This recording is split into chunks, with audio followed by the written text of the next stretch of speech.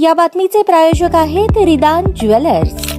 आमच्याकडे 24 crate, 22 crate, 20 crate आणि 18 कॅरेटचे सोन्याचे हॉलमार्कचे दागिने मिळतील। HUID नंबर प्रमाणित दागिन्यांसाठी GST बिल घेणे अनिवार्य।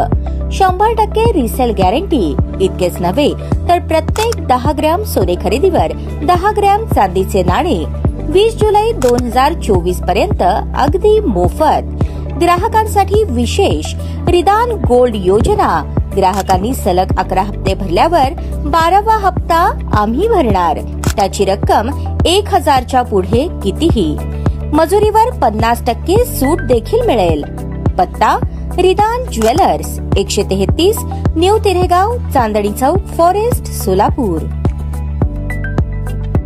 शासन दरबारी प्रलंबित असलेल्या विविध शैक्षणिक मागण्या मान्य होण्यासाठी सोलापूर जिल्ह्यातील तब्बल 27 शिक्षक शिक्षकेतर कर्मचारी संघटनांनी काढलेल्या हजारोंच्या शिक्षक मोर्चाने अख्ख्या सोलापूरचे लक्ष वेधून घेतले। सोलापूर जिल्हा शैक्षणिक व्यासपीठाचे अध्यक्ष प्राध्यापक सुभाष माने यांच्या नेतृत्वात हा विराट मोर्चा यशस्वी झाला। 15 मार्च 2024च्या सेवक संच शासन निर्णयात दुरुस्ती करण्यात यावी, शाळा तेथे मुख्याध्यापक पद मंजूर असावे, 1 नोव्हेंबर 2005 पूर्वी नियुक्त विना अनुदानित अंशतः अनुदानित शिक्षक शिक्षकेतर कर्मचाऱ्यांना जुनी पेन्शन योजना लागू करण्याचा शासन निर्णय तातडीने जाहीर करावा। प्राथमिक, माध्यमिक, उच्च माध्यमिक शाळेला टप्पा अनुदान प्रचलित पद्धतीने द्यावे, तसेच शाळेच्या वयाचा विचार करून 100% अनुदान जाहीर करावे। पवित्र पोर्टलवरील शिक्षक नियुक्ती ताबडतोब करावी अथवा संस्थेला शिक्षक नियुक्तीसाठी परवानगी द्यावी, यासह तब्बल 15 मागण्यांसाठी हा मोर्चा काढण्यात आला। 4 हुतात्मा पुतळ्यापासून निघालेला मोर्चा डॉक्टर बाबासाहेब आंबेडकर चौक, सिद्धेश्वर मंदिर समोरून सिद्धेश्वर प्रशाले मार्गे जिल्हा परिषदेच्या पूनम गेटवर आला। या ठिकाणी मोर्चाचे रूपांतर सभेमध्ये झाले। सोलापूर जिल्हा शैक्षणिक व्यासपीठ सोलापूरचे अध्यक्ष प्राध्यापक सुभाष माने आणि समन्वयक तानाजी माने यांनी या मोर्चाचे नेतृत्व केले।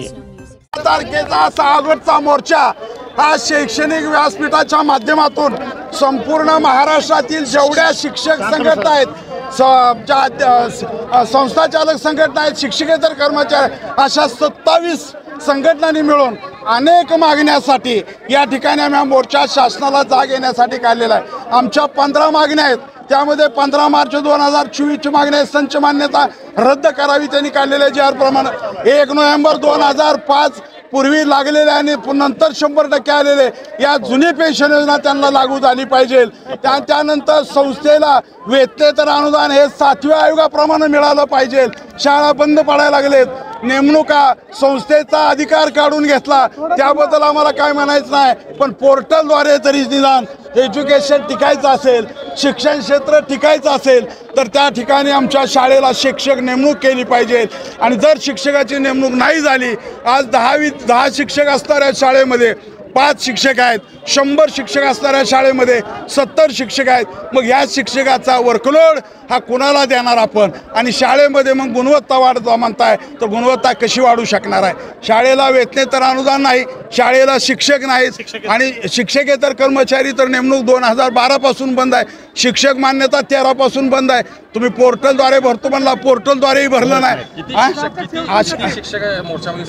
या ठिकाणी आता 15 ते 20 हजार शिक्षक आणि शिक्षिका, या ठिकाणी संस्थाचालक, हा भव्य विराट मोर्चा हा जिल्हाधिकारी कार्यालय आणि शिक्षणाधिकाऱ्याकडून मागण्या मान्य झाल्या नाहीत तर याच्यापेक्षा उग्र आंदोलन केलं जाईल। महाराष्ट्रामध्ये क्रांती घडेल, जशी क्रांती काल तुम्हाला बांगलादेशामध्ये विद्यार्थ्यांनी घडवून आणली, तशा प्रकारे शिक्षण क्षेत्रात आज संपूर्ण पेटून उठलाय। शाळा बंद पडायला लागलेत, बहुजनांची मुलं ही असणाऱ्या शाळेमध्ये पैशावर असणाऱ्या शाळेमध्ये जाऊ शकत नाहीत।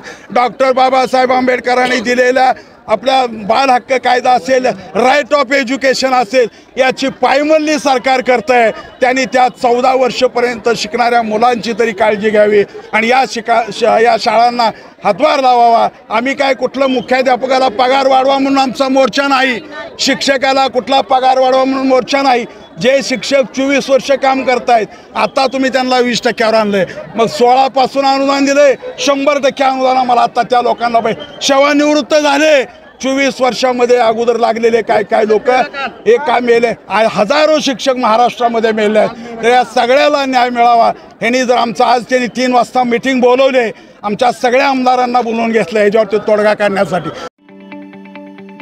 ताज्या बातम्या पाहण्यासाठी प्राईम महाराष्ट्र न्यूज चॅनलला सबस्क्राईब करा.